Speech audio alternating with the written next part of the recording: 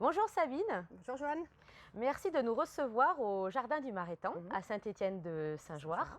On a eu envie de découvrir votre activité de maraîchage. Oui. Est-ce que vous pouvez nous dire deux, trois mots sur l'histoire de ce lieu?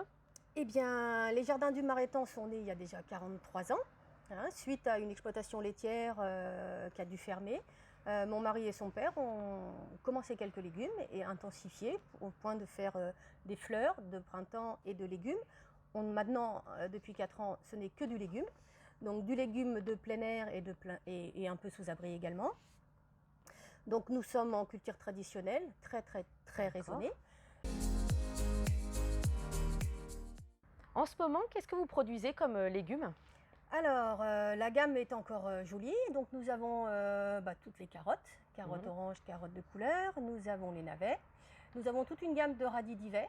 Donc, c'est des radis japonais. Donc, on a toutes les couleurs. Du vert, du violet, du rouge, du blanc à l'intérieur, du rouge à l'intérieur. Nous avons les légumes d'hiver, enfin, les légumes verts, les blettes, les épinards. Et puis, toute la gamme des choux. Les choux frisés, choux lisses, choux fleurs, choux romanesco, choux brocoli. Choux chinois.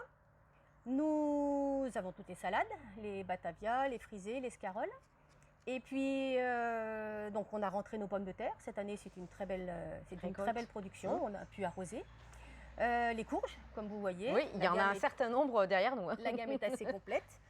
Et puis, nous attaquons là la récolte des cardons. Et à ce propos, par rapport au cardon, quelle est la technique que vous utilisez dans les champs? Est-ce que vous pouvez nous dire deux, trois mots? Oui, tout à fait. Les cardons, donc, ils sont déjà longs à pousser. On les plante, on sème au mois d'avril, on les plante au mois de mai.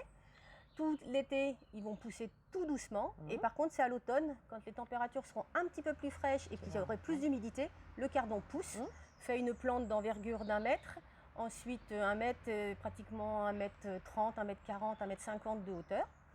En début octobre, on rassemble les feuilles, on les gaine, on introduit une gaine noire pour qu'ils puissent continuer de pousser dans l'obscurité. Voilà, tout à fait, pour avoir des côtes blanches. Une fois que les côtes, qu'on a passé 1 mois, on va dire, sous la gaine, on le coupe au fur et à mesure des besoins.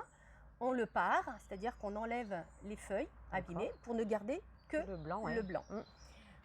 D'une pièce de 4-5 kg, 5-6 kg, vous allez ressortir un cardon de 2 kg à peu près.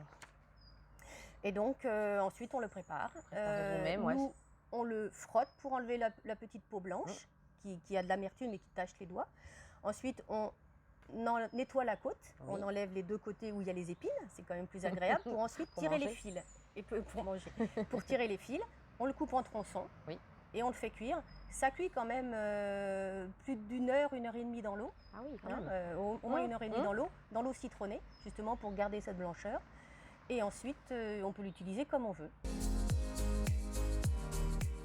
Mon mari l'a nommé il y a quelques années la cardiflette. La cardiflette. La cardiflette. Donc en fait, la cardiflette, c'est tout simple. Sur le même principe, nos cardons sont cuits.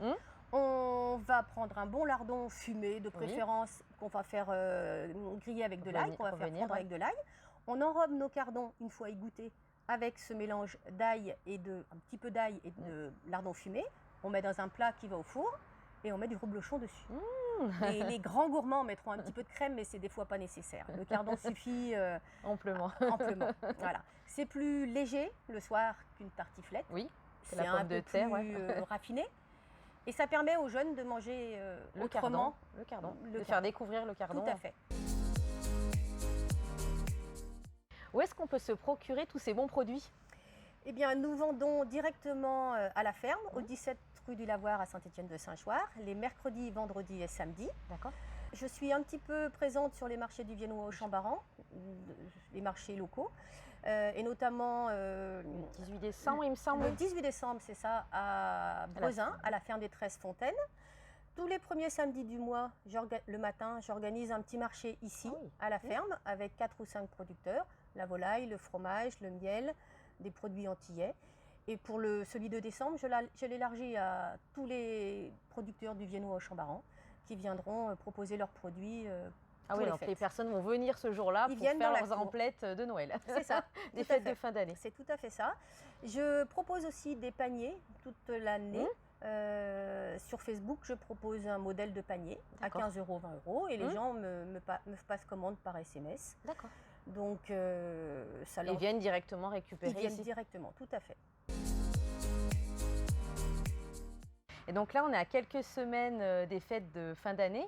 Est-ce que vous avez un petit conseil culinaire, une petite astuce, voilà, pour bien préparer sa table de Noël, des fêtes de fin d'année? Voilà, le menu traditionnel, je dirais, en légumes, c'est le cardon.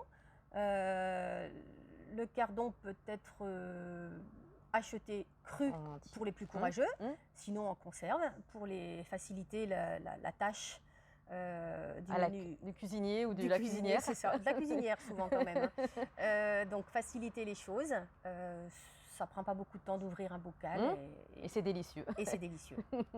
Bon, en tout cas, merci Sabine de nous avoir reçus Mais c'est moi. et passez de bonnes fêtes. Merci beaucoup, vous aussi. Au revoir. Au revoir.